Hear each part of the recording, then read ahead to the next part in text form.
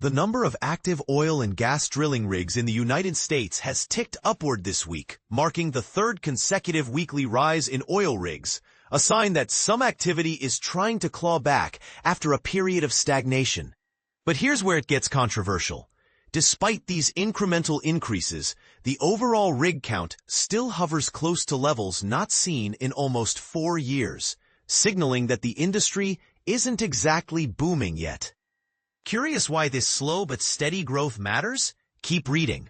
According to fresh data released by Baker Hughes on Friday, the current total of active rigs operating across the country climbed to 542. While that sounds like progress, it's still 46 rigs fewer than what was recorded at the same point last year.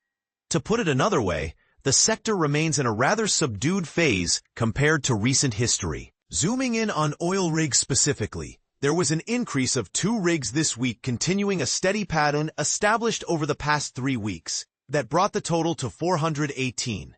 However, when compared year over year, this number is down by 70 rigs, reinforcing the fact that the growth, while positive, is modest.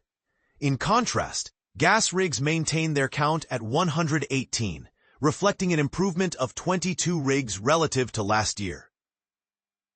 The count of rigs classified as miscellaneous edged up by 1 to reach 6. Turning to production, the Energy Information Administration's latest figures reveal a slight dip in U.S. crude oil output during the week ending September 12.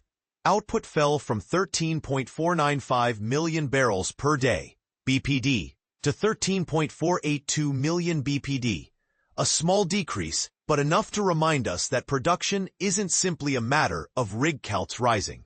In fact, average daily crude production this year is running about 81,000 barrels less than it was at the start of 2025. Another interesting piece of the puzzle is Primary Vision's frac spread count, which estimates the number of crews actively completing well stages.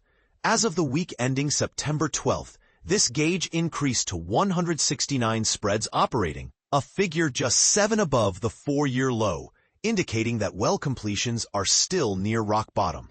This suggests that even as more rigs become active, full-scale production increases might lag behind due to the slower pace of completing wells.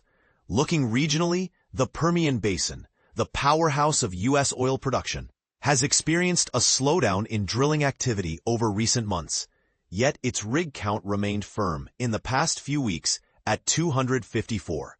This number, however, remains 53 rigs below last year's tally.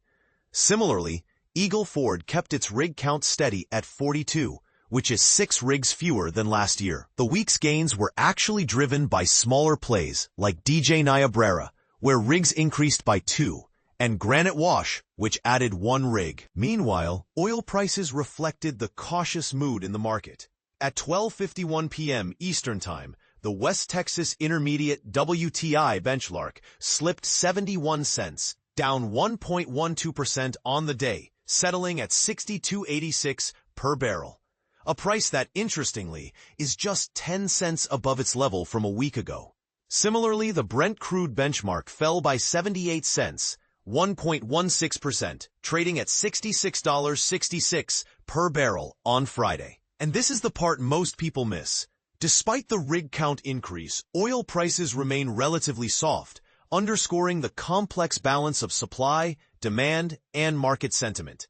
Does this mean the efforts to ramp up drilling are more symbolic than substantial? Or are we witnessing a slow but steady recovery that could reshape energy markets in the months ahead?